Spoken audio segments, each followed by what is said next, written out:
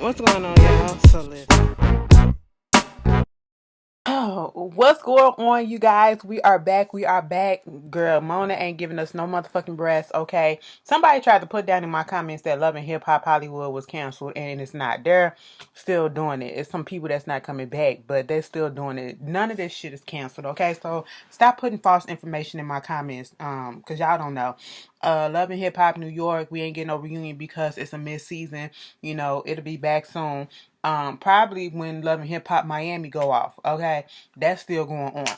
But I know they filmed the reunion already, so hey, we'll see how long that is. But anyway, this is Love and Hip Hop Atlanta season 9, episode 1. Bobbit. What is it called? Bobbit it off. Okay, like Lorena Bobbit. Girl. Anyway, we get into the episode, and first we hear and we see Joc at the radio station, and he's just giving us a rundown, basically a little summary of everything that's been happening, you know, from years prior into it's like a summary and an update of everything that's happened years prior, and you know, giving us this little synopsis of what's going on with everybody now. People changing their lives, people getting their act together, people going ahead and getting married or getting engaged, and you're looking for love and getting their shit together, like I said. Now I was like, all right. So the first people we get into is Miss Mimi and you know, Lil Eva. So they over there at the little store getting some little decorations and stuff going, and you know, she's about to have her 10th birthday party, and it's gonna be this African safari theme, because that's what Lil Eva wanted. Okay, I hope I'm saying her name. If her name Eva, is the Ava? Girl, we gonna call her Eva, okay? Anyway, so you know, she there, and I found it really, really cute when they got there, and Stevie was there. And you know, Mimi said, I don't know what it is. Maybe having this new woman in his life and putting, maybe it's because his faith got him on his shit, you know, and everything has been going good. And you know, with certain people, you do gotta be a little wary of the situations, especially when they always giving you some fuck shit. You know, you so used to being in drama with them, so when it be good for a long period of time, you don't trust it. That's what Mimi at right about now. She's still looking like, you know, bitch, waiting for that other shoe to drop with Stevie, because so far things been good between him and her and his co-parent stuff. You know, Stevie J even said things been okay with her and him, and you know, the wife is on board with everything. And then even, you know, through the course of whatever, Jocelyn and him are cool. You know, he get joint custody of little Bonnie Bella. And like I was going to say earlier, I love the fact that little Ava, I think her name is Ava. Is it Ava or Eva? Little Ava, okay, she was like, am I gonna see Bonnie? I was like, oh, she like her little sister. She love her sister. Fuck, like she love her sister. I said, that is so cute. You know, I'm like, because that's what I was concerned about. You know, them going back and forth, and you know, him not being able to see the baby. It's like, was she able to see her sister and shit like that, connect with her siblings or whatever? So they had this little thing. You got Joc, and I think that probably was one of his daughters that showed up with Kendra. You know, he's still dealing with Kendra. They still want to get married. Kendra still don't want no kids. Rasheeda came over there and asked, so you ain't getting baby fever from this? She said, no, girl. Okay, when I said I ain't want no kids, bitch, I meant I didn't want no kids. Okay, the shit that's going on with Rasheeda, you know, they about to celebrate their 20th anniversary. So 20 years in the game with each other, and you know, they having this little party or whatever. It's gonna be small, and you know, wanting them to show up and all that shit, whatever. Moving on from that, what else was going on in this episode? You know, they sang little happy birthday, you know, to little Ava, you know, Mimi trying to figure out what's going on between her and Ty, even though she said things has been awesome between them, where they at now. And surprisingly, them motherfuckers still together. Okay, so I guess, Mimi, you proved me wrong, because, bitch, I wasn't bad at it at first. I mean, I know you let Jocelyn go down on you or whatever, but, bitch, I just wasn't bad at it at first. But, you know, because there's a lot of straight girls that'll do some shit with gay girls all the time. Let me tell you something. A studs will fuck a straight bitch before they fuck a lesbian girl. I'm telling you the fuck shit. Okay, I'm telling you the goddamn truth. Go find a stud bitch and go ask them, have you ever fucked a straight girl? I don't know what it is. It's like a challenge or some shit. It's like an exotic fucking fruit to fuck a straight girl. I don't know. I said, bitch, I ain't got time for you to play with my feelings. You got to be the right one, and we'll talk about it. Anyway, moving on from that. Okay, so they sang little happy birthday to the Ava, and you know they had a good time. That was it. Moving on from that, we get to Scrappy and Bambi, you know, and they love son Breland, okay? And so he's 18 months and they just loving everything that's going on with him and, you know, seeing him grow up and everything. He's such a cutie.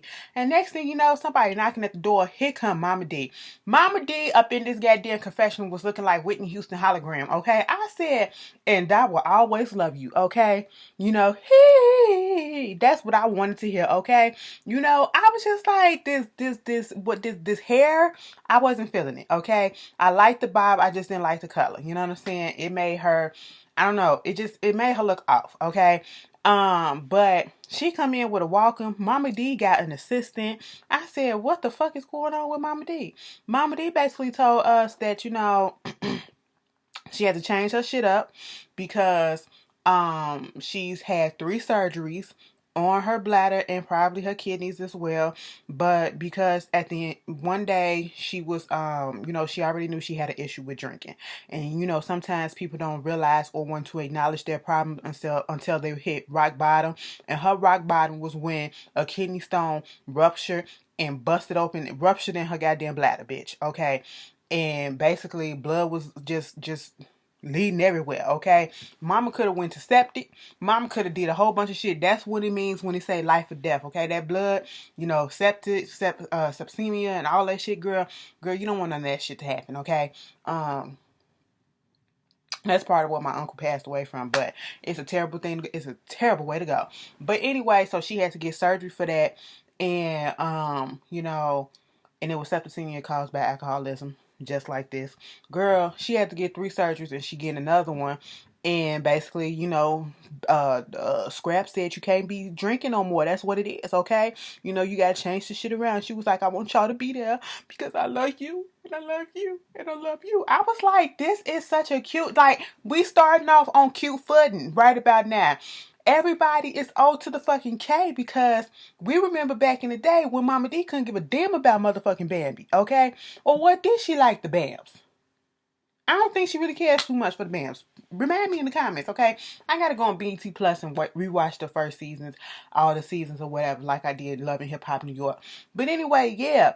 And so to you know, make sure that she's on the right track, Scrappy done got her a breathalyzer. You know, she took the breathalyzer. She said, bitch, I will blow into this thing if you blow into my food and cool it down for me. Me and Bambi and Breland was looking like, what the fuck? Okay, when she covered that baby eyes, I said I feel like I should be covering mine too. Cause I ain't finna have no grown ass man that ain't my man breathing his breath all up on my food. I don't give a damn if you was in my body for 9 months or however months. Okay, no, that didn't look right. That didn't feel right to me. Okay, and then gonna ask afterwards, did you brush your teeth? Moving on from that, we get this scene with Shooter. Okay, that bird looking motherfucker. Bitch, I would have fell for Shooter, blood bird, toucan sand looking ass. Bitch, like, come on. Them eyes and them goddamn, like, I just want him to go, caw. I really do. Real, like, real talk. Like, do it one time. Caw. You know what I'm saying? But anyway, they at the, like, bowling alley.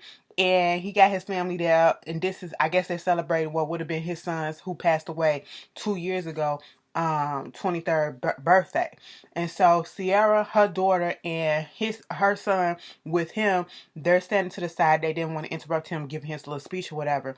And then later on, he comes over, and you know they say hello and all that stuff, and they go over there with the rest of the people. But Sierra and Shooter having this conversation because she wants Shooter to come testify for her because she been dealing with some legal issues because of his baby mama.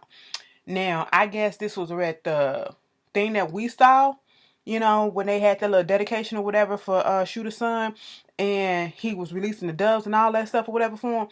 And I guess the baby mama, his baby mama, who was the lady, the son's mother, got into it with Sierra and then tried to make it seem like Sierra beat her ass. And Sierra said she a crazy bitch, okay? And tried to make it seem like she beat her ass. Mind you, old girl was pregnant at the time, okay? And so they got this court case that's been going on for the past couple of years or whatever. And it's a possibility that she can get jail time. She wants Shooter to come in and to testify on her behalf and tell the people, I did not touch her. Okay, I didn't do nothing to what she's accusing me of. And this motherfucker said, I ain't finna do no shit like that. Okay? Like, where was you? Where was you at when I needed you? When I was doing all this shit with my son's court case and you ain't never been there. Motherfucker, I was there. I was there for you when you this and that and that. And I said, you really playing tit for fucking tat over some shit that she probably ain't had no fucking control over. And he was like, I ain't no snitch. I said, wait a goddamn minute. Now, see, shit like this, I understand not snitching on motherfuckers sometimes, okay? But a situation like this where you can like she said, this is your baby mother, all right? 9 out of 10, ain't nothing gonna happen to the other girl, the other baby mama. She gonna be fine. She gonna be fine. They just gonna say case dismissed. But if they don't do that, this one, your other baby mama, whose life is literally on the line, could go to jail. And you literally being a bitch and a nigga and not wanting to testify because, with all that shit that was going on with my son's case or whatever, I already vowed that I'd never step foot in the courtroom again. Bitch, are you serious? Get the fuck over it, okay? And I understand the sentimental value of it and all that shit, but you really about to let this girl go down for some shit and then gonna say in the fucking confessional, I know what she did. She ain't do that. She ain't do nothing what that girl say. I said, then why don't you fucking say that shit? I said niggas can be selfish as fucking shit. Now, you can't be down for her regardless of the fact that y'all not together, but I bet you he expect her to be down for him and to have his back. Oh, the bitches gotta be fucking ride or die bitches, but the niggas can't be ride or die for they woman. Okay, I said that shit is some bull fucking shit. I said Shooter, no, you ain't even good enough to be called Scooter, because Scooter was a good man on Living Singles, okay? You was a do dirt ass nigga, alright? You know what I'm saying? And like you disgust me right about now. I said that's fucked up. You can help somebody out and you ain't even gonna do that. Bitch, that ain't fucking snitching at that point. Like, come on. You gonna do your baby mama dirty like that? Niggas. So you got Kendra and Young Joc. They're at a puppy shop, pet store, trying to get a puppy for his twin girls, And at this point, Kendra was like, you got to get the dog snipped and we got to get your ass snipped too, okay? And this has been a storyline since last season with them.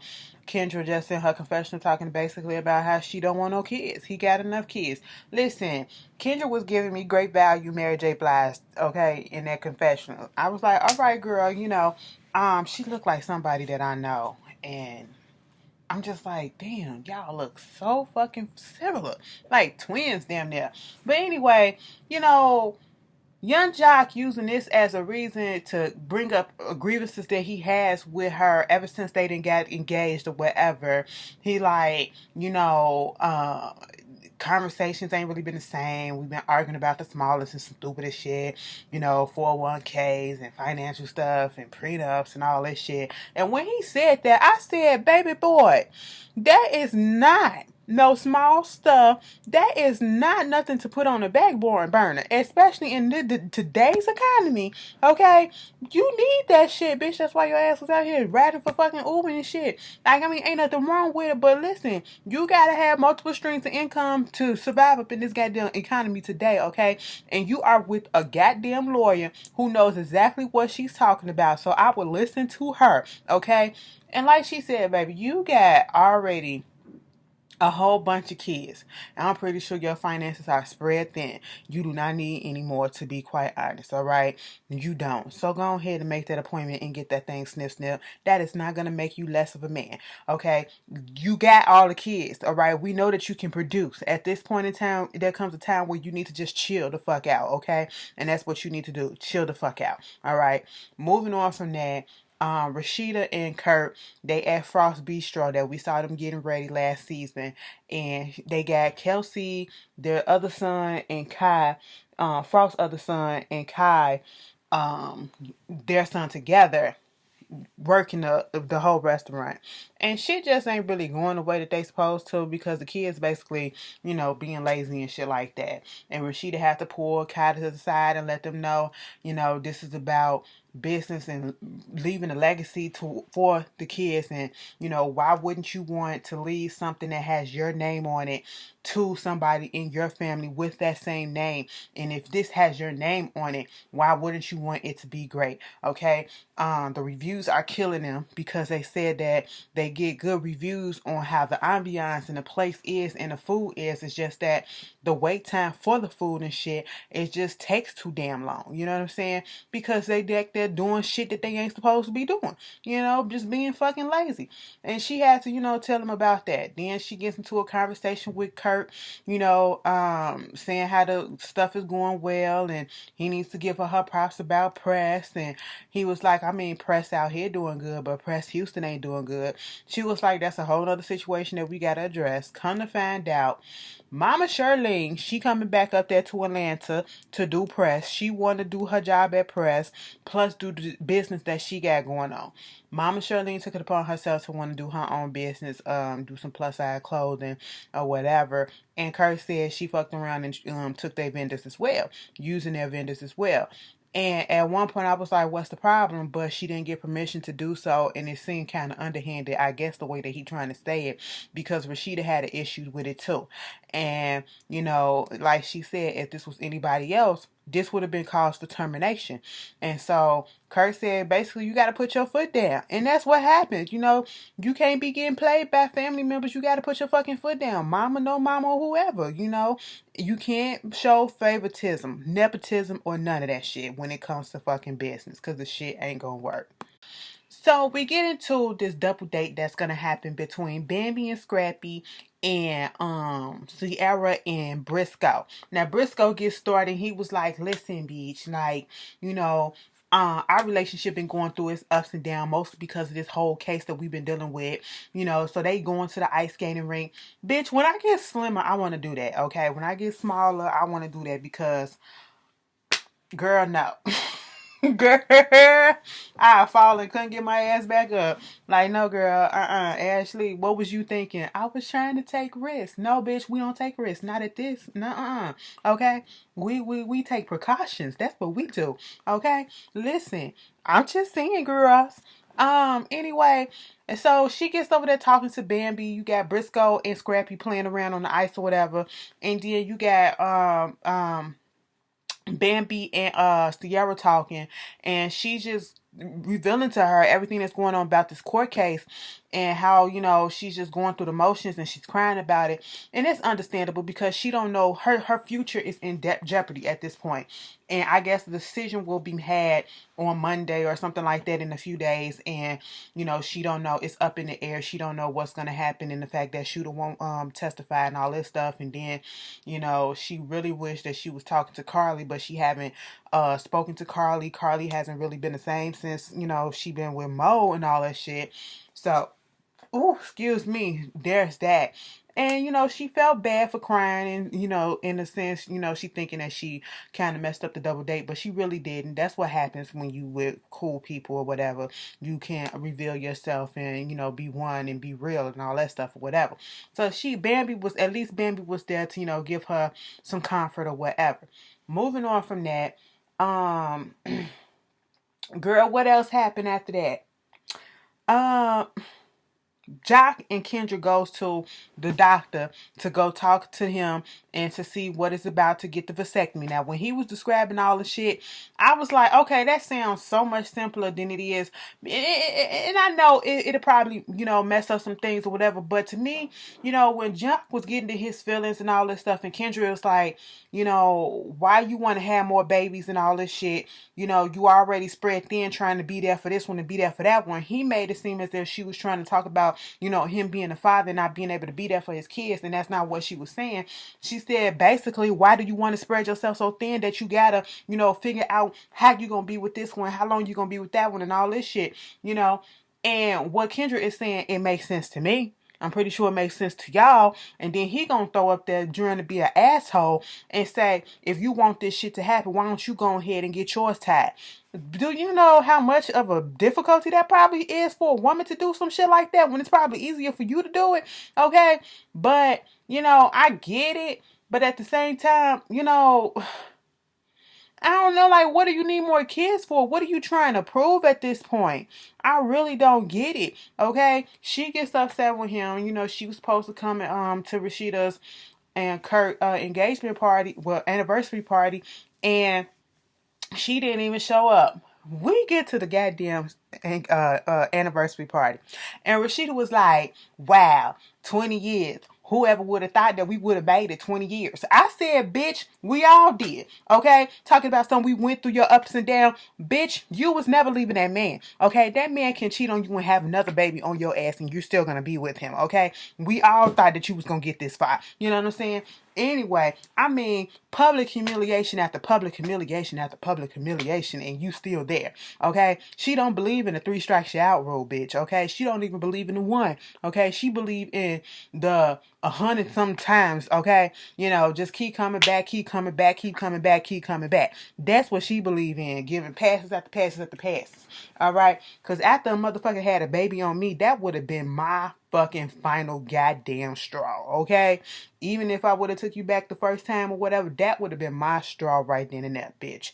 But moving on from that, you got Candy there, you got Carly shows up, and she wanted to be there for her friends and all that shit because they was there for her. But what's wrong with Carly's face? Carly got, lip fillers or some shit like that. She got Botox in her lips. Like I said, them lips looking very duckish. They looking very duckish. And I'm just confused about what's going on with the face, okay?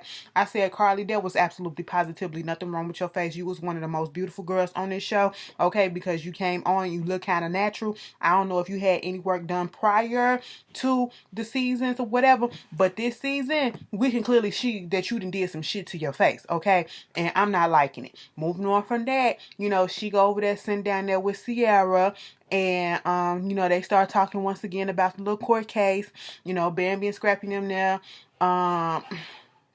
They talking about the court case or whatever, and she was like, girl, I need you to testify because you was right there. She was like, girl, I was right there with you, and I know that ain't nothing happened when we was at the funeral and all that stuff, and if you need me and my friend need me to testify, whatever, I will be there.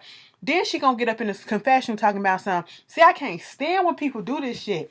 If you gonna be there for somebody, be there for somebody. Don't say no shit like, well, I'm gonna be there for her, but I just wish that she was there for me the way that I needed because she wasn't, and all this shit. Girl, shut the fuck up. Your man got you hauled up in your goddamn house, okay, doing whatever the fuck it is that he doing to you, allegedly, all right? And so, how motherfucking gonna be there for you? How motherfucker gonna be there for you if you don't allow it? But girl, please. Anyway, you got Joc over there talking to Scrappy and Stevie J about the vasectomy and shit like that. Girl, I don't even care about that shit. Cause they ignorant, they fools. Moving on from that, Alexis Skye. Everybody getting up there. Miss Charlene show up. She was like, give me a hug. Come on over here, Kurt. Give me a hug. Don't act like you don't love me. And I love y'all or whatever. Okay. And so they having everybody do speeches. Candy do a speech. Their kids do a speech. Kurt's dad do a speech. Miss Charlene did a speech. Next thing you know, we see Alexis Skye coming out the car with her titties just all out, areolas just everywhere. And I was like, Alexis Skye has been getting into a lot of shit lately, and I choose not to talk about it because to this day, the beef that's going on between her and that girl Ari, I just don't understand it, okay? First of all, how are either one of them famous enough or popular enough that people are literally taking sides on who they with? Both of them are bird ass bitches. Both of them don't do shit but shake their ass. And I just don't understand. I would never go up for a bitch that ain't got no talent, okay? Like, you getting paid club appearances, that's a hustle. That ain't no talent, that's a hustle. You hustling goddamn thousands of dollars, I'll give you that. Just for people to come see you and you ain't doing shit. you ain't doing shit, bitch, that's a motherfucking hustle that you done turned it to go. So I give you props for that. But bitch, you ain't finna see me go off on neither one of them bird ass bitches. And Alexis, you showing your ass right about now. You got on this motherfucking show and you not only came on acting a bird ass bitch, you crashed a fucking party that you were not invited to. And it wasn't just a regular fucking party. It was a fucking 20-year milestone and get anniversary party. Okay? And you come in and you crash that bitch because you want to have beef or whatever, figure out whatever the shit going on and touch on whatever beef that you got on with Carly Red, okay? And then Akbar V back there with your ass because that's her friend and she over there talking to Kirk and Rasheeda, you know, they saying, hey, what's up? Now, Kirk and Rasheeda intentionally did not invite the girl because she knew that the girl had issue with goddamn Carly Red. She ain't want no drama in her party or whatever. They asking Akbar, you want some alcohol? Nah, girl, I just had knee surgery. I was like, okay. So explain to me this. Don't act like you didn't know why this girl was coming to this party. And don't act like you didn't know that you was going to probably get into some shit. So if you just had knee surgery, now, bitch, I understand how knee issues is, okay? So explain to me why you here knowing damn well your friend about to get rowdy. And you going to either jump in that shit or try to have to pull her back or whatever. Further fucking up your knee if you really had this knee surgery. You jeopardizing yourself. On the sake of this bitch, I said act why that shit don't make sense to me, but I'm gonna let you rock, okay? I don't know what Rasheeda was about to ask Alexis. Next thing you know, Alexis just walked over there to Carly. So what you say, huh? Did you say you was gonna spit on my mama or some shit like that? I said, wait a minute, what is going on? Next thing you know, she trying to get over there to Carly. Carly just sitting there like, girl, what the fuck is this shit? And then Rasheeda is like, what is this hood rat ghetto shit going on right about now?